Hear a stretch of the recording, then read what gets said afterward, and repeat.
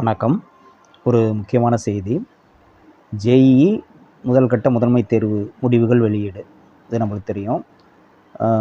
First ஃபேஸில் JEE mains exam எழுதினவங்க result பார்த்துருப்பீங்க. வெற்றி பெற்ற அனைவருக்கும் வாழ்த்துக்கள். இந்த செய்தி என்ன ஒரு முக்கியத்துவம் வாய்ந்தது அப்படின்னா, செகண்ட் ஃபேஸ், அதாவது 2ஆம் கட்ட முதன்மை தேர்வு ஜேஇஇ மெயின்ஸு நமக்கு ஏப்ரல் 1லிருந்து 9ஆம் தேதி முடிய நடக்க இருக்குது. அதுக்கான விண்ணப்ப பதிவு இப்போ நடந்துகிட்ருக்கு.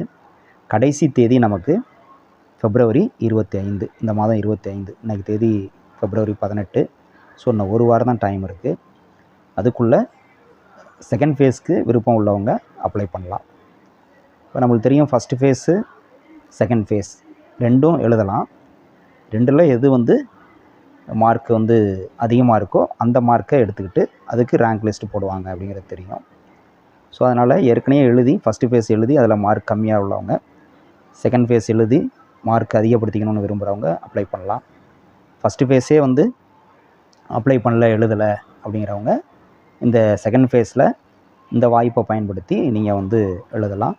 உங்களுக்கு தெரியும், ஜேஇஇ மெயின்ஸில் நல்ல மார்க் எடுத்திருந்தோம் அப்படின்னா நம்ம என்ஐடியில் ஜாயின் பண்ணலாம். என்ஐடியில் படிக்கலாம். நம்ம தமிழ்நாட்டில் திருச்சியில் இருக்குது என்ஐடி. ஜேஇஇ அட்வான்ஸு நல்ல மார்க் எடுத்தோம்னா நம்ம ஐஐடியில் படிக்கலாம். அதனால் ஆர்வமுள்ள மாணவர்கள், திறமையுள்ள மாணவர்கள் இந்த வாய்ப்பை பயன்படுத்திக்கிங்க. செகண்ட் ஃபேஸ் அப்ளிகேஷனை பொறுத்தவரையும் நம்ம ஃபஸ்ட்லேருந்து திரும்ப பண்ண தேவையில்ல.